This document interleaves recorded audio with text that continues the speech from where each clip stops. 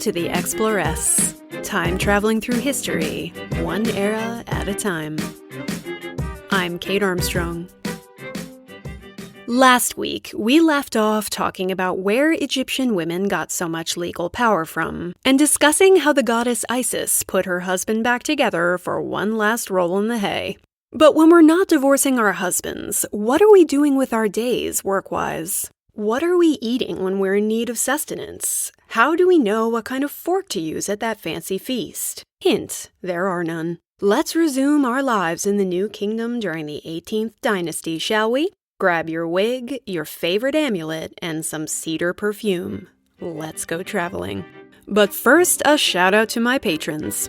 My pirate queens, Emily, Get Grim Podcast, and Jessica B. And my lady presidents, Edie, Alexis, Ashley, Brendan, Amy, Avery, Jordan, Caroline, Cassie, Claire, Courtney, Debbie, Elizabeth, Ellie, Eve, Jackie, Jessica S., Caitlin, Karen, Casey, Kat, Catherine, Louisa, Lindsay, Mary, Meg, Nancy, Pamela, Paul, Sasha, and Townsend. If you dig the Exploress, becoming a patron for as little as $1 a month really helps keep the show going. Plus, it gives you access to exclusive bonus episodes, sneak peeks, and more. To check it out, go to my website and click on Become a Patron. My gratitude is endless.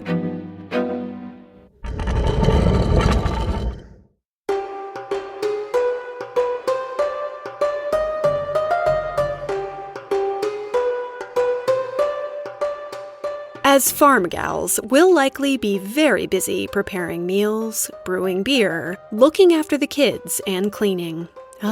Cleaning. But we won't be doing any laundry. Apparently, that's a man's job. Yes, honey! A few hot tips from ye old Egyptian papyrus scrolls. Natron, which we bathed with, is very good for cleaning. The fat of an oriole is good for getting rid of flies, and the fat of a cat helps clear the house of mice. I'd have thought a living cat might be better, but you do you.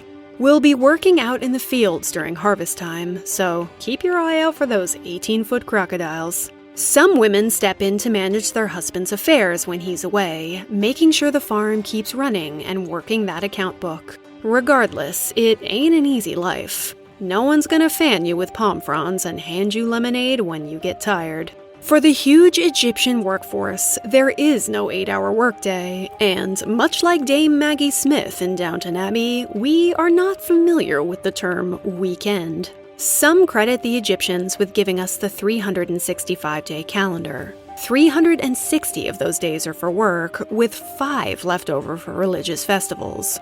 A brutal schedule that America is still more or less clinging to.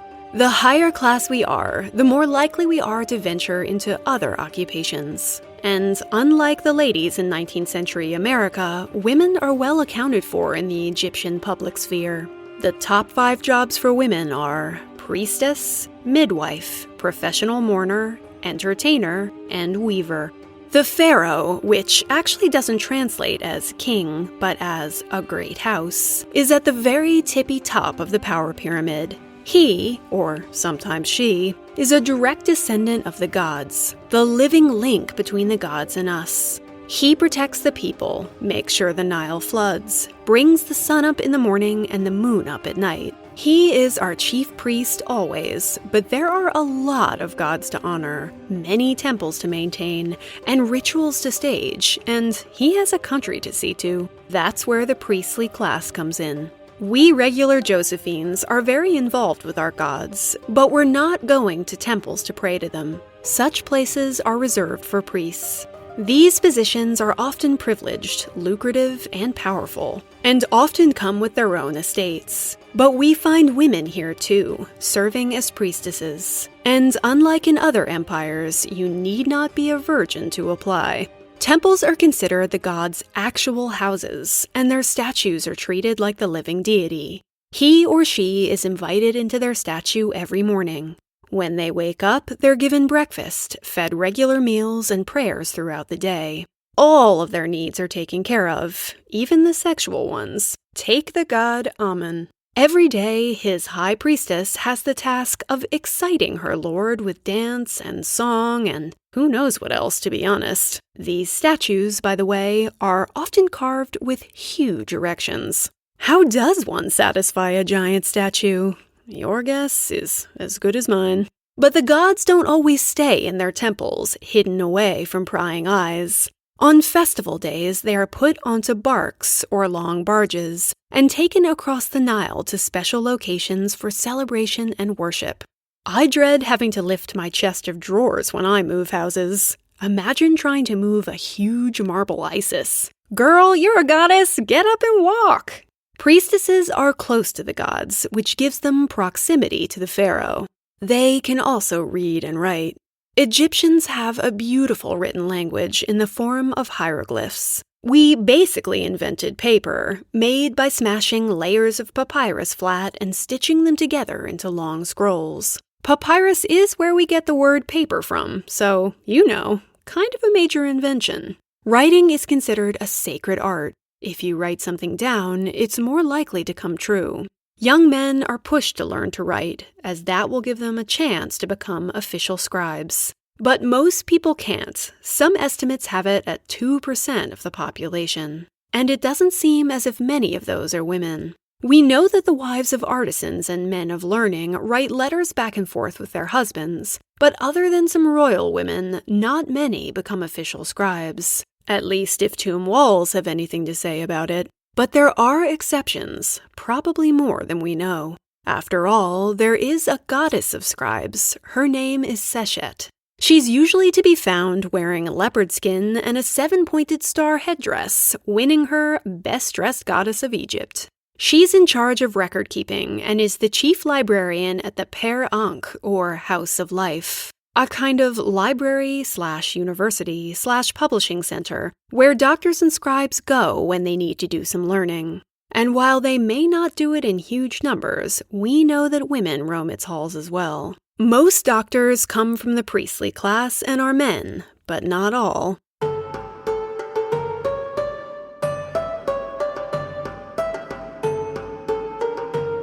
The first Egyptian female physician of record is Merit-Pa, who lived around 2700 BCE, toward the end of the early dynastic period. An inscription on a tomb at Saqqara named her chief physician. So, she would have been supervising male underlings and attending to the king. Yeah, she did.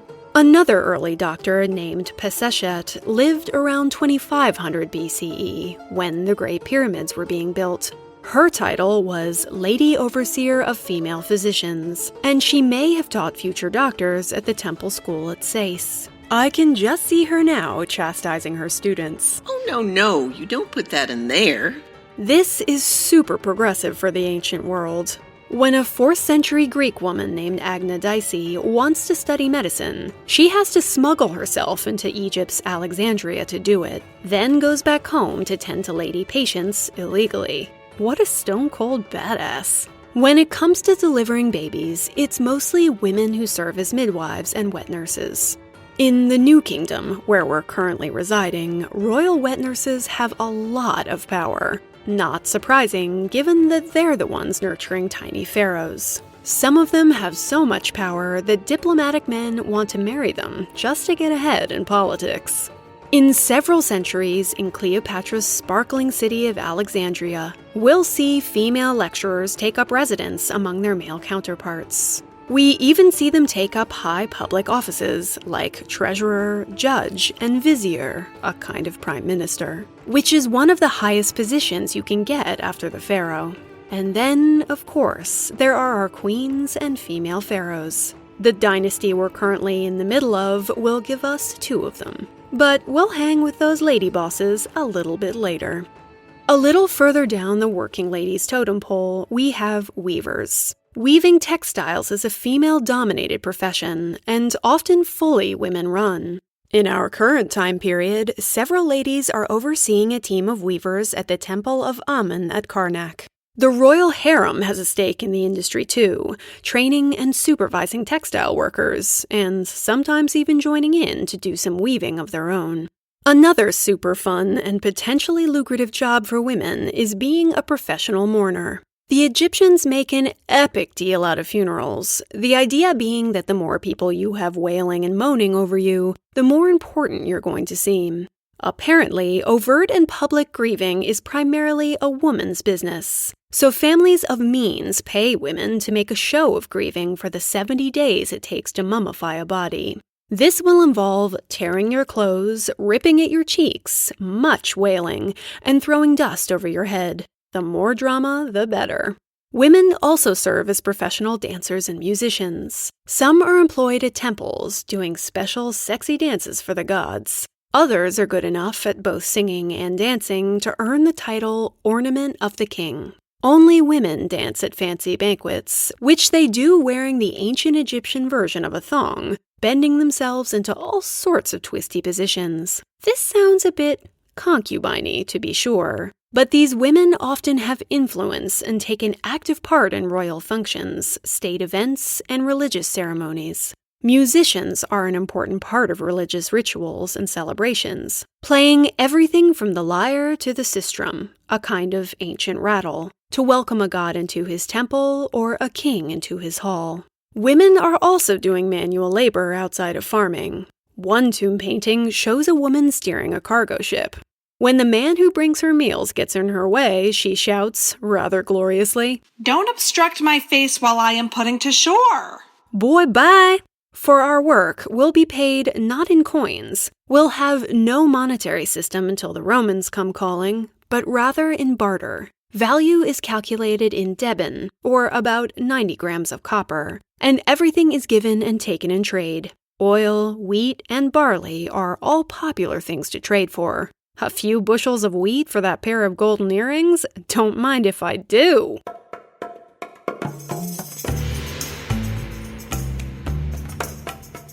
Of course, it's not all work and no play in ancient Egypt. While their elaborate tombs and pyramids give the impression they're obsessed with death, what they actually show us is a real zest for life. They fish, hunt, and sail. Ancient Egyptians are keen water sports enthusiasts, fond of doing something that sounds to me a little like Olympic kayaking, and pretty much as terrifying. As Roman philosopher Seneca wrote, "The people embark on small boats, 2 to a boat, and one rows while the other bails out water. Then they're violently tossed about in the raging rapids.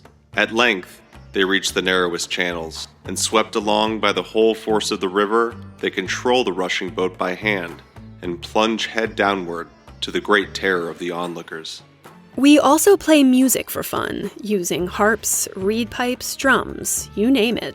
And we play some of the same games as we do in our century. For instance, that old color day favorite, tug of war.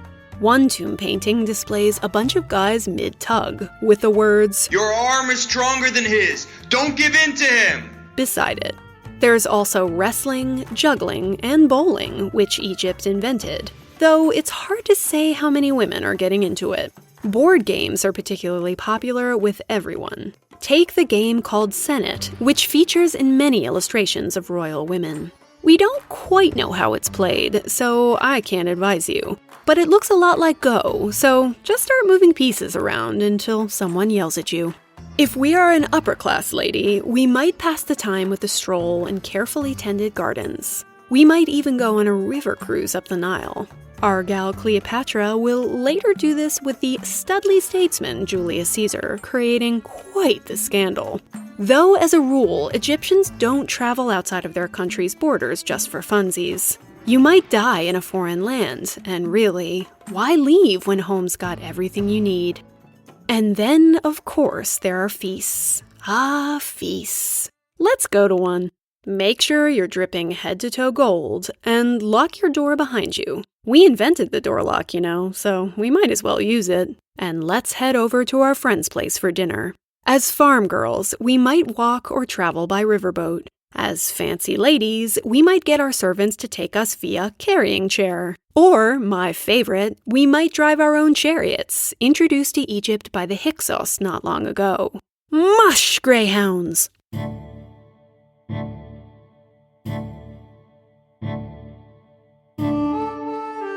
So here we are, at a fancy feast in someone's fancy palace, wearing a killer cat eye and a see-through mesh bead dress.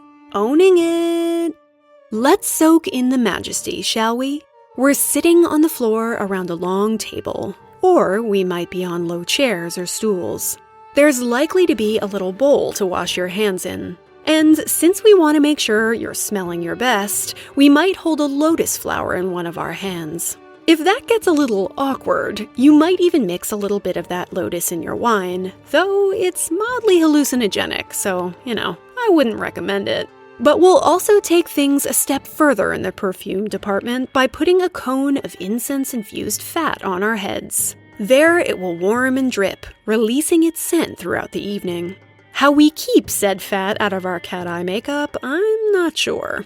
The most popular incense for such occasions is frankincense, a resin from trees that grow only in Arabia and Somalia. There's a reason a king will one day gift some to Jesus. It's very valuable stuff. Pharaohs make special expeditions to a magical land called Punt, somewhere near present-day Ethiopia, to get it. Myrrh as well.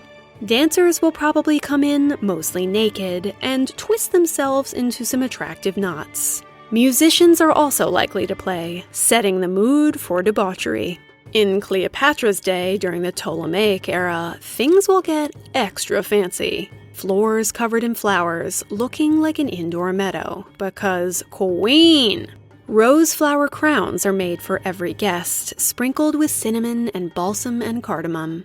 They keep us smelling fresh, and apparently their scent also keeps us from getting too drunk, which is good because we have a lot of alcoholic beverages to choose from.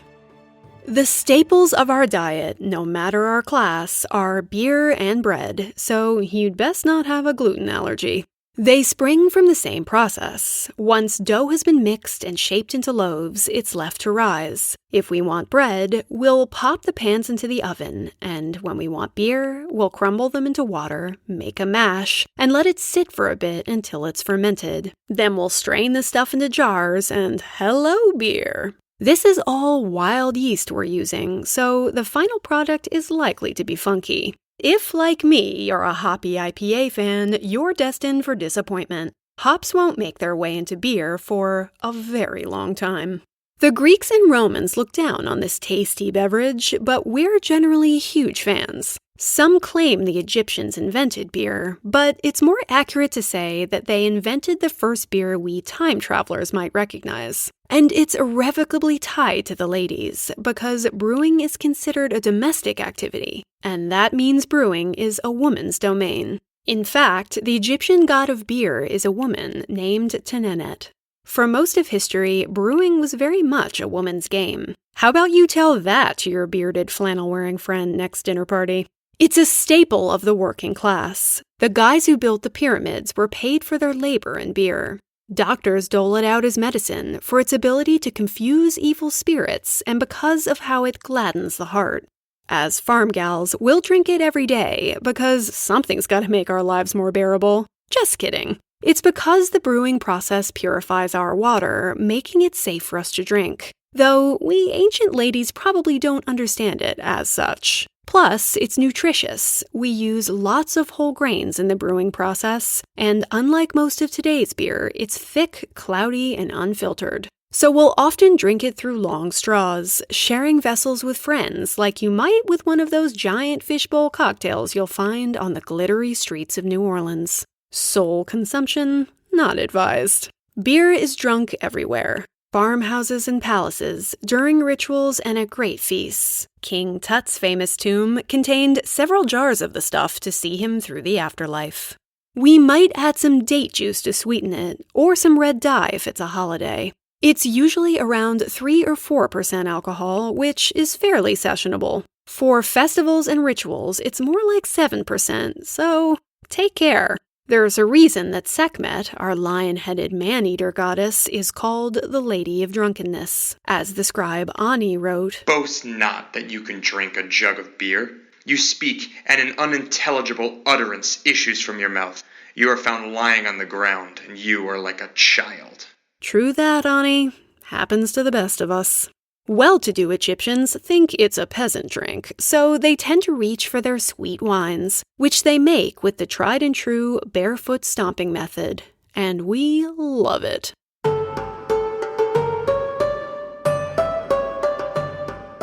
So what are we soaking up all this beer with? Bread and so much bread. It's at every meal, stuffed into meat, served with sweet honey.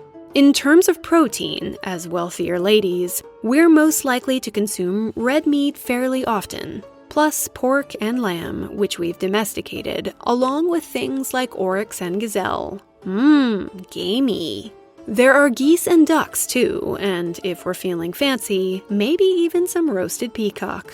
The Nile provides plenty of fish for our feast as well. Though hopefully we aren't eating the crocodiles. I've had croc carpaccio, and let me tell ya, bleh. You'll have access to a range of lovely spices that we still use. Coriander, rosemary, parsley, and fenugreek. You'll have salt too, of course, but no pepper. Not until the Romans come a-calling. For the farm gal at home, a mainstay is legumes, and luckily we're all eating plenty of veggies. Onions, garlic, leeks, squash, cucumbers, celery, radishes. Lettuce is considered the go-to food if you want an aphrodisiac. In terms of dairy, there'll be a bit of cheese thrown in for good measure and some milk. So far, it's sounding better than the Victorian-era diet. Grab a spoon by all means, but if you're looking for a fork on the table, don't bother. There's the two-tined variety to spear meat with and cook with, but we won't be using them for eating for quite a while to come. Your fingers are plenty good enough, don't you agree? If you're in the mood for something sweet, there's fruit. Dates, grapes, melons, pomegranates, and honey. No sugar, I'm afraid, but let's be honest, that's probably for the best. Atum in Luxor offers up a recipe for a cake made with tiger nuts. We don't have any chocolate, but we do have carob, that chocolate-like seed pod that, back in our century, you'll find in your closest expensive health food shop. Egyptian carob pudding, anyone? While intoxication may not be encouraged, the Egyptians really know how to party. According to one tomb painting, one female partygoer asked for 18 cups of wine, for my insides are as dry as straw. Oh my, somebody's gonna have a hangover tomorrow. And why not? With the average lifespan sitting around 40 years old, with 50 considered practically decrepit, we'd better make hay while the sun still shines.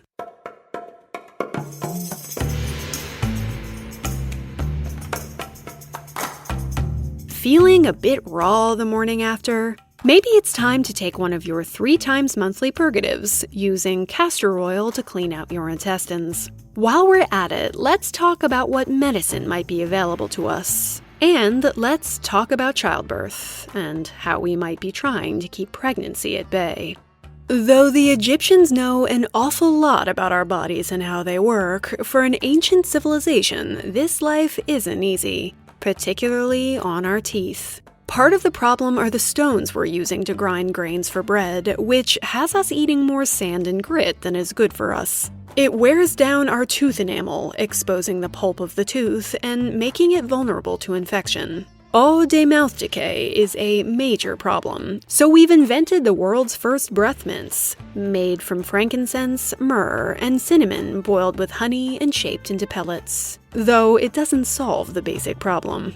A couple of common diseases are schistosomiasis, try saying that 3 times fast. This involves teeny tiny waterborne worms that get into your feet, crawl on up into your bladder and onto your rectum, and there start laying eggs. Don't be alarmed if you start peeing blood. Or be alarmed, I guess, and hurry on back to the future for treatment. Tuberculosis and lung problems are also fairly prevalent, given how much sand we're breathing in.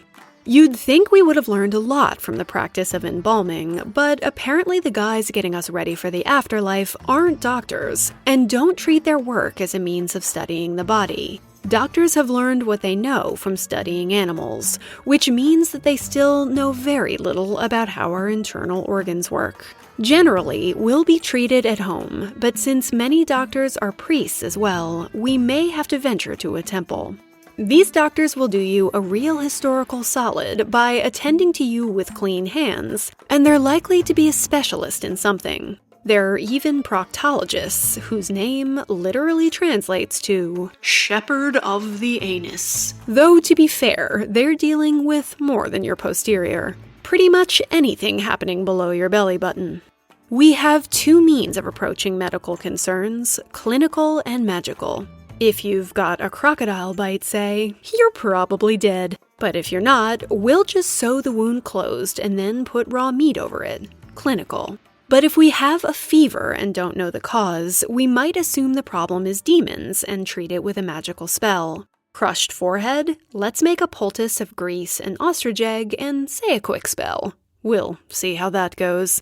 There are several specifically medical papyri floating around, and many of their suggested remedies are woman-specific. If Tom Hiddleston is keen to know if you're going to be good at childbearing, we'll sit over a bowl full of beer and dates and wait to see how many times we throw up from the fumes. Each time we puke equals one future child. Of course it does. Or you could go ahead and stick an onion into your cervix area. If your breath smells like onions the next day, you're good to go. For those of us already mothers, the Papyrus Ebers prescribes a potion with opium in it to stop a baby's crying, which, as Harriet Tubman taught us, is likely to do the trick. For the woman in labor, let's rub peppermint oil on your posterior. I'm not sure exactly how that's supposed to help you, but you're sure to smell great while breathing through your pain. Most medicines involve some combination of milk, beer, oil, honey, fruit, and spices. The Egyptians practiced an early form of homeopathy, the idea that the loss of one thing can be fixed by adding in something like it. We know of several instances where small children ate skinned mice not long before death because of this principle. Because the Nile gives life, and these mice appear miraculously out of the mud every year when the water recedes. They're full of life, so maybe they'll be able to grant it. This applies to less depressing cases, too. For instance, a mandrake root looks pretty phallic, so it's given to men with erectile dysfunction. Never mind that eating too much of it might make you go insane. The Edwin Smith surgical papyrus, as it's known, goes into quite a lot of detail about how to treat ailments ranging from a wound on the top of the eyebrow to things like tumors of the breast. Hint, there's no cure for that one. It's mostly there to keep doctors from being sued. There's even a remedy called How to Transform an Old Man into a Youth, which details how to make a wrinkle cream out of a fruit called the hemayet. In an early form of promissory advertising, it assures us that it has been shown effective millions of times.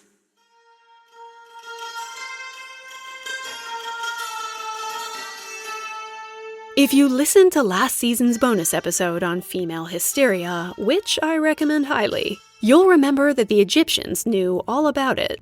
This ladies-only disease that turns us into crazy balls of emotions comes from our womb's tendency to go a-wandering. To fix it, you'll coax it back into place by putting good-smelling things near your mouth or lady region, depending on which way the womb has wandered. The theory is that it'll corral your queen back into the lady palace and into its proper place to ease your crazy. Thousands of years from now, we'll give 19th century women smelling salts working on this very same theory. So, let's say things got a little wilder at last night's banquet than you'd hoped. Hands to yourself, Tom. What are we doing about contraception? The Cahoon Medical Papyrus has a few ideas, and none of them are going to fill you with joy. You might start by praying to a particular deity for help in this arena. The crocodile is associated with abortion, the hippo with pregnancy, and wearing their amulets might help you along your chosen path. But for those not wanting to take any chances, there are treatments both magical and botanical. For starters, you might attach a cat's liver to your left foot, or enjoy a potion of mule kidney and eunuch's urine. Good luck choking that one down. A spider's egg attached with a deer hide before sunrise is as good as a 12-month subscription to the pill. Early diaphragms involve wool moistened with honey and oil. But a traditional mixture of salt, mouse poop, honey, and resin? I'm not so sure about that one. For a morning after pill, try white poplar, juniper berries, or silphium. This fennel-like plant's dark seeds have the power to ease your bloated tummy, spice up a meal, perfume your body, and prevent pregnancy if you drink its juice once a month. You could also soak a rag with it and, well, you know where that thing's gotta go. Other things you might stick into your lady place: a mixture of unripe acacia fruit, honey, colocynth, or bitter apple, and ground dates. Acacia ferments into lactic acid, which can actually act as a spermicide. We might also use crocodile poop to prevent pregnancy. Yes. A medical papyrus from 1850 BCE assures us that crocodile dung mixed with honey and placed in the vagina of a woman prevents conception. After mixing the feces with fermented dough, we're supposed to sprinkle it on or inside to stop sperm in their tracks. How delightful! Some researchers think the alkaline nature of this ingredient could achieve that aim, while others think maybe not. I think it sounds like a recipe for a yeast infection. Regardless of whether you're excited to get pregnant or trying not to, you're in luck. The Egyptians have come up with the first urine-based pregnancy test. We'll pee on 2 patches of emmer wheat and barley seeds over the course of several days, and if the barley grows, it means a male child. If the wheat grows, it means a female child. If both do not grow, she will not bear at all. Modern-day tests suggest the results are fairly accurate, say 70% accurate. Well, all right, ancient Egypt. We won't be going to the temple to have our babies. Instead, we'll be delivering at home, relying on other women and midwives, and we'll do it squatting, sitting in our own little birthing stool. It'll be made of bricks, which is why Egyptians sometimes call giving birth sitting on the bricks. We're likely to do a whole lot of praying during this time, as childbirth is dangerous for us and for our babies. Child mortality is high, maybe as high as 50%. This is the price of living in the ancient world.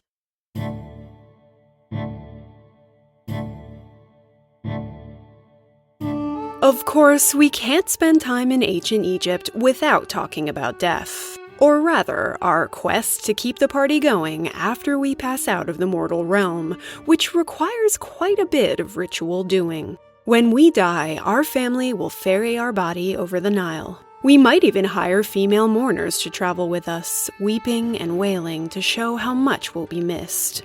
Long before sarcophagi, we buried our dead in the sand. But no one likes their loved ones eaten by jackals, so in 2700 BCE, a pharaoh named Zoser took a bunch of mastabas, adobe rectangles, and stacked them on top of each other to make a step pyramid, one of the first. After that, the push was on to create ever higher pyramids to encase the dead in. They're the tallest structures in the ancient world, and won't be bested in height until the Eiffel Tower. How they built the Great Pyramids at Giza is a bit of a mystery. Khufu's 480-foot pyramid has 2 million blocks, all weighing some 60 tons, which workers had to find some way to lift and move into place. Woof. They're a perfect symbol for how seriously Egyptians take the afterlife. It isn't heaven. It is essentially a different plane, just like Earth, except that it goes on forever. In the beginning, only kings could reach it, but now everyone has a chance. If you can afford mummification, a funeral, and a set of funerary texts. We have 3 spirits. The Akh, the immortality of the deceased, tends to start out trapped in the body, so text and paintings on tomb walls will help remind it where it needs to go.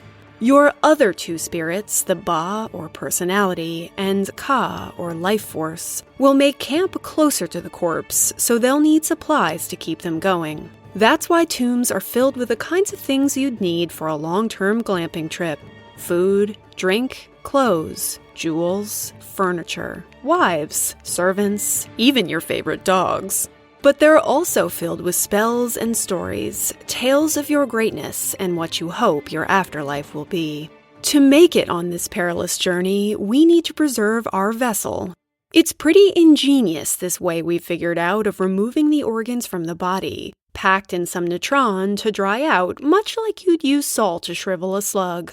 Then you put them aside in Coptic jars. The heart stays in as it's considered important, but the embalmer doesn't think you need your brain. That he'll pull out your nose with a tiny hook. Ugh. Will be washed with palm wine and packed with sawdust and resin-soaked balls of linen, anointed with oils, and wrapped with strips of our own bedding. The wrapping process alone takes upwards of 20 days. You'll be given a shroud and a death mask and put in a sarcophagus. This attention to detail means some future British archaeologist will have the fine opportunity to stare into our preserved, not quite as beautiful faces thousands of years from now. Though not all mummified bodies will be so lucky. Some will be uncovered and moved by tomb robbers. Others will be ground up to make a popular pre-Raphaelite paint color called mummy brown. Hey Giuseppe, could you pass me the ground human remains? It does amazing things for my portraits of Jesus. Gross. When an artist named Edward Burne-Jones learns that one of his favorite mixers is actually made up of long-dead body, he grabs his final tube, digs a little hole in his yard, and gives it a proper burial. Good on ya, Edward. But the paint won't fade out of the artistic scene until the 1960s, when paintmakers will run out of the stuff and their access to mummies. Ah, those were the good old days.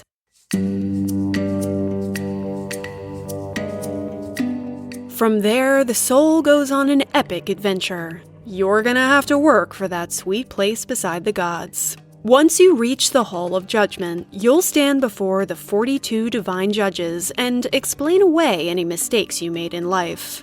Then you'll have your heart weighed against the feather of the goddess Maat, as that'll tell us if you've been virtuous. Worried about the weight of your heart? The Book of the Dead left in your tomb is like a handy afterlife cheat sheet, filled with 400 spells you can recite in moments just like these. But if you've been too naughty, Amit the Devourer, a woman, of course, might eat it, condemning you to eternal darkness. She is terrifying. Part croc, part lion, part hippo. Get it, Amit? If you prove worthy, you'll go before Osiris and be welcomed into the afterlife. This'll involve a lake, some boating, and then finally setting into your new plot of land in the Field of Reeds. Woo!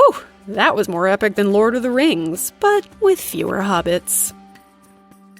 The ancient Egyptians were obsessed with life, not death, with the ability to feast, love, and be merry. They glimmered with jewels, held larger-than-life festivals, loved a drink and a hearty laugh. So as we walk across these eternal midnight fields, let's linger over the poem someone's written on our tomb wall. So seize the day, hold holiday, be unwearied, unceasing, alive, you and your own true love. Let not the heart be troubled during your sojourn on earth, but seize the day as it passes. Next week, we're going to explore the lives and times of some of the most powerful women in the ancient world, Egypt's queens and lady pharaohs. We'll walk with them through the gilded halls of their palaces and into the shady dens of royal harems, exploring what life was like at the top and how, amidst a patriarchal system, they found a way to rule the world. Until next time.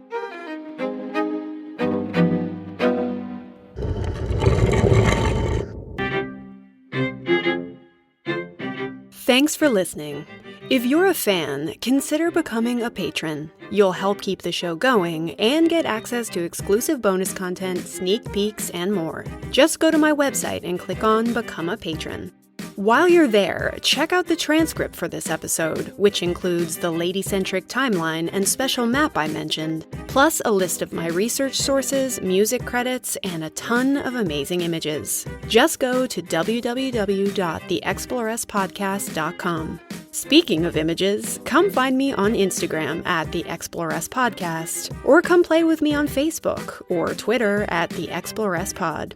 With any questions or suggestions, just shoot me an email. I love hearing from you. A big thanks to the artists who graciously let me use their music in this episode, Keith Zizza and Derek and Brandon Fleischer.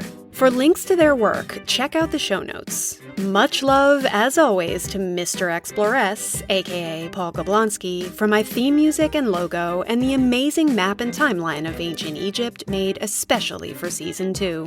And thanks to the following legends for their vocal stylings: Phil Chevalier, Andrew Goldman, Nancy Wassner, Edie Chevalier, thanks Mom, and Ray Reynolds from the Woman Splaining Podcast.